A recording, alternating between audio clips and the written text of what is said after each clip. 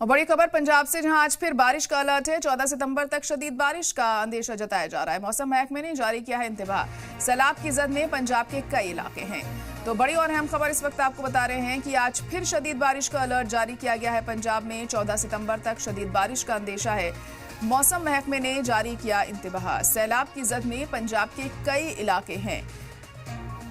तो एक बार फिर भारी बारिश पंजाब में हो सकती है। पहले ही बाढ़ से यहाँ पर हालात बिगड़ गए हैं काफ़ी ज़्यादा। अलग अलग लोगों से मदद भी यहाँ पर पहुँच रही है, लेकिन अगर दोबारा बारिश होती है तो और ज़्यादा दिक्कतें यहाँ लोगों को पेश आएंगी। हालांकि आज बारिश का इंतबाह जाहिर किया गया है, तो ऐसे में क्या कुछ इंतज़ाम किए जाते हैं इंतजामिया की तरफ से कि लोगों को इतना नुकसान ना हो, क्योंकि पहले ही यहाँ पर हालात बद से बदतर होते जा रहे हैं। 14 सितंबर तक शदीद बारिश का अंदेशा है। मौसम महकमे ने जारी किया है इंतबाह। और सैलाब की जद में पंजाब के कई इलाके अभी भी हैं, और ऐसे में भारी बारिश अगर होती है तो उन इलाकों में और भी ज्यादा हालात खराब हो सकते हैं।